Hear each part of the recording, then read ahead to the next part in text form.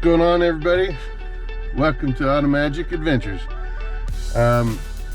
Let's see, last video or two I was saying I'm trying to get to subscribers up to 500. I'm like right there. I'm just like one away from being 500 subscribers, so I'm excited about that.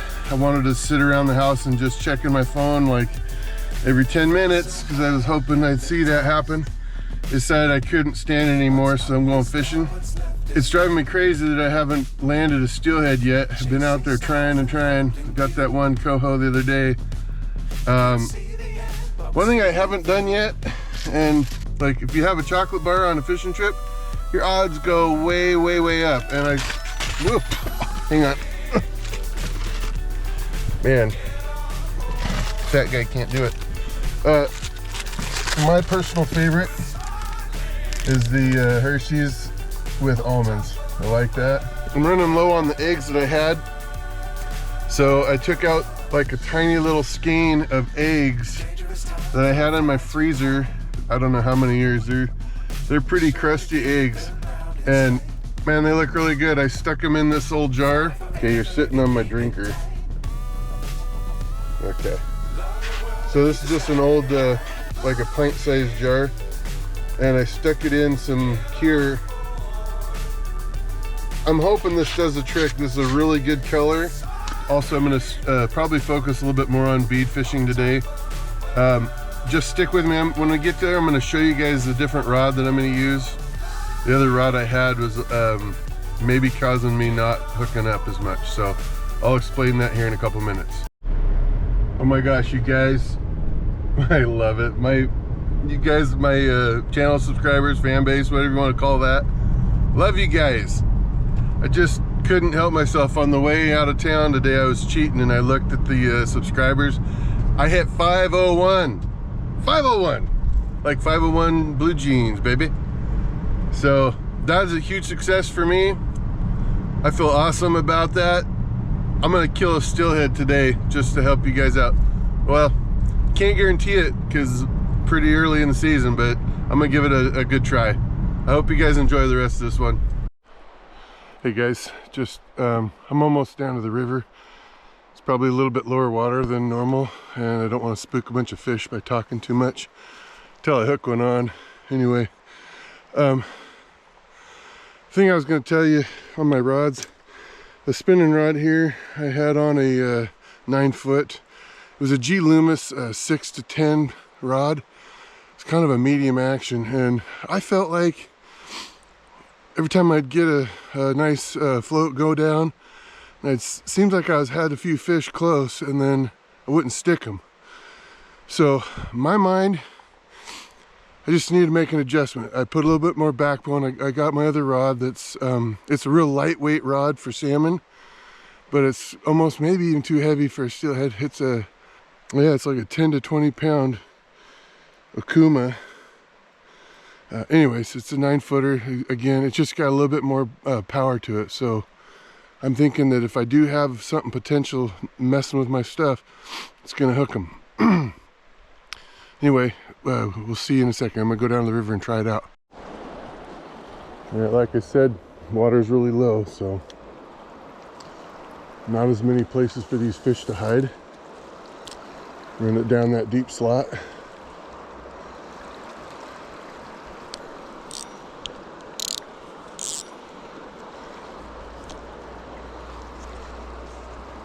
I'm working on one-handing on a spinning reel and grabbing that line. Just let a little bit out like that, and then try to be able to grab the tip of that with the tip of my finger. Let's see. Oh, look at that. Look at that, guys. That God sent bead. I think they call it the crazy bead or something like that.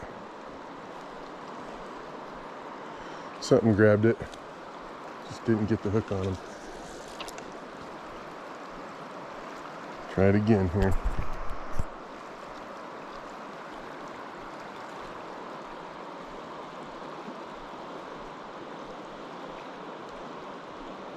I've got a fish on, guys. On the bead. First one on the bead. I hope I hook him and keep him. That was awesome. It's a big one too.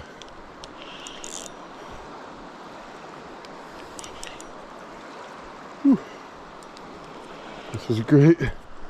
You guys, talk about putting some effort in. Oh, I hope he's not a salmon. I need a good steelhead here. Oh, he's on the God sent bead. God sent bead.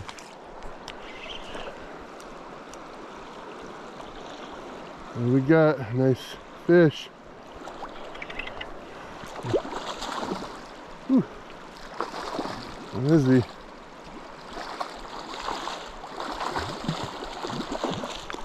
Let's pull him over here, I guess.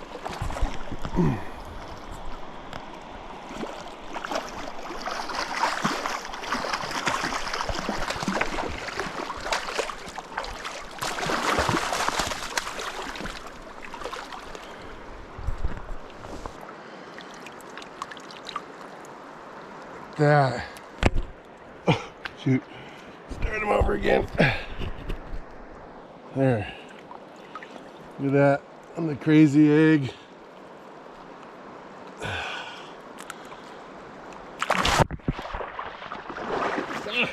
Back here. I'm not done with you. Here.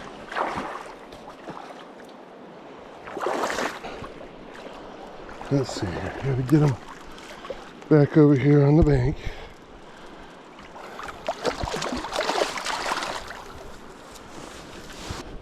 Get out of here. All right.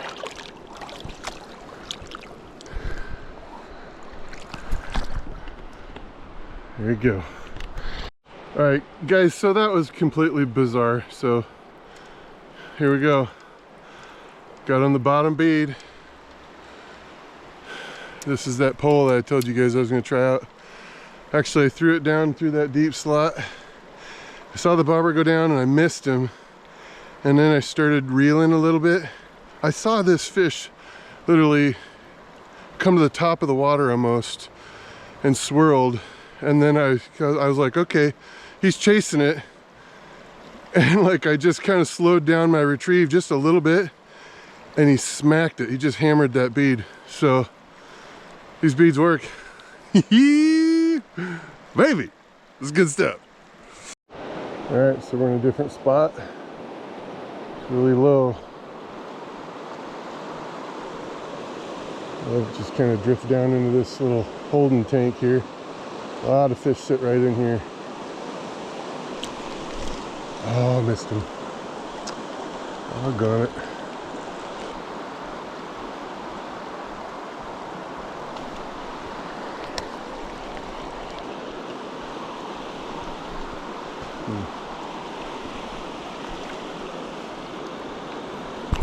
Do you see that?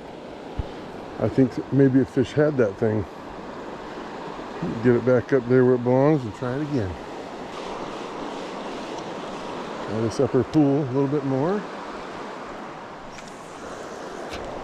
Ah, no! That's not what I wanted to happen. Have to walk upstream and unhook my stuff. Okay, so no sooner did I go upstream and unhook my bead setup, I cast it back in there and tiny bit of finding bottom and it broke me off. Somehow my knot came undone between my mono and my braid. That really sucks. I guess I need to go to knot tying school and work on that a little bit. That's okay. I like fishing eggs just as good. I don't know, maybe now that I'm learning how to do the bead fishing, I might like it even better.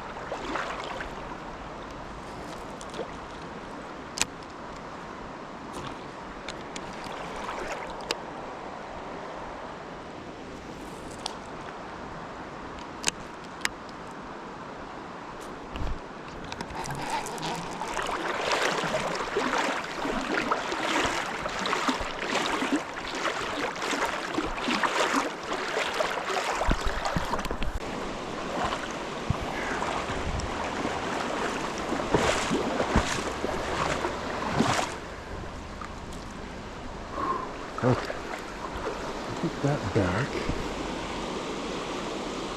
where it was.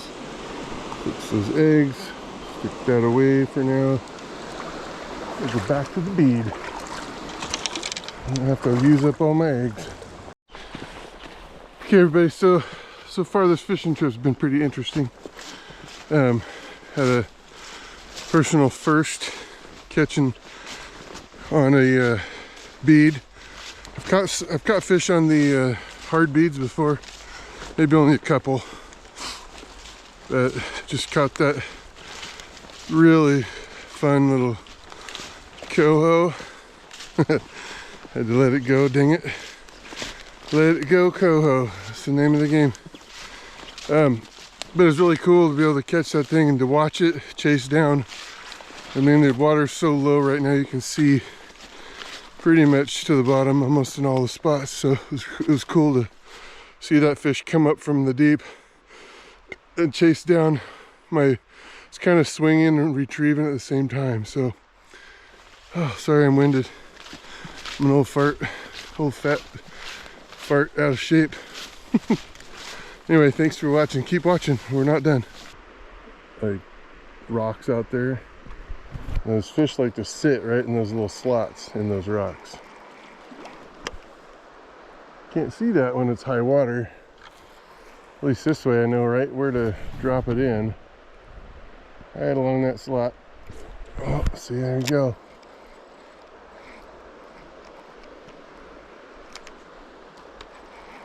Yeah, I don't got any more eggs. Somebody robbed me. Robbed my eggs. Must have been a fishy.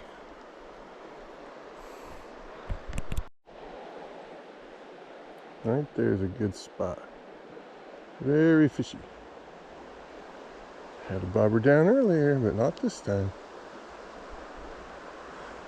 Going right along those little slots where they lay down in there. I think if there's a fish in there, it's watching my bait right now, trying to decide if it wants to volunteer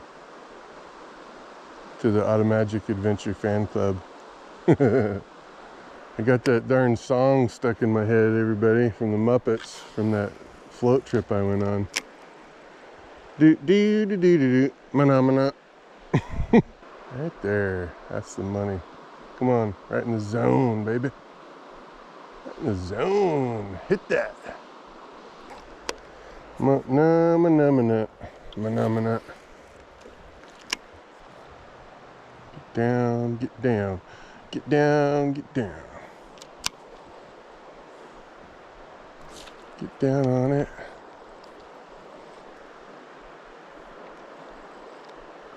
I mean, it's right there. Take it. I'm serving this stuff on a platter for these fish. That's where legends are made, right there. Come on. This is how legends are made. Alright, so listen guys, I got a question. This is a Simar 30 Obiokuma. I want to know if anybody else has had these reels or ever had any problems with it. What I've found is a smooth reel, great for casting. I keep getting to where it doesn't get all the way over, so when I set the hook, it flips my bail. It's this bail flipper, man. This is like, I would say maybe every every three or four hook sets, that bail starts just flipping instead of staying where it needs to be. I'm wondering if that's a problem everybody has, or if it's just me. Maybe, I don't know, if I got too much line. I don't know what it is, but help me out if you know. All right, so does anybody out there do this? I do this commonly. I'll have something that I'm realizing I'm not very good at, and it just kind of gives me like this obsession where I have to get myself there. Not even really I want to, it's like I have to in my mind. If I don't do it, it's gonna drive me crazy. And that's how it is with bead fishing for me. Like, I could go get more eggs, but I don't like losing. I guess I'm competitive, and it just pisses me off when I don't know how to do it right or whatever. So that's why I'm spending a lot more time bead fishing. Oh man, Last time right in that same hole, I had bobbers go down 2 or 3 times. I finally caught what it was. It was this tiny little 2-inch, I don't know what, a trout or a smolt or something that kept grabbing that bottom bead. I was like getting mad because I couldn't figure out why I wasn't hooking it. Well, it's because the mouth wasn't big enough for my hook. So anyway, just wondering. That's kind of how I am though. I get fascinated with something and want to get really good at it, and then once I figure it out, then I move to the next thing. What do you guys think about that? Do you do that, or is it just me? Great day to be a YouTuber. Thank you guys for subscribing. You guys are amazing. Had a great day. It's a nice little afternoon, half day of fishing. Got to celebrate my 500 subscribers by catching a nice fish. Hope you enjoyed watching the little video. It's probably not very big. I might stop and try a couple more spots on the way back home. Long drive home, but have a good one. Tight lines.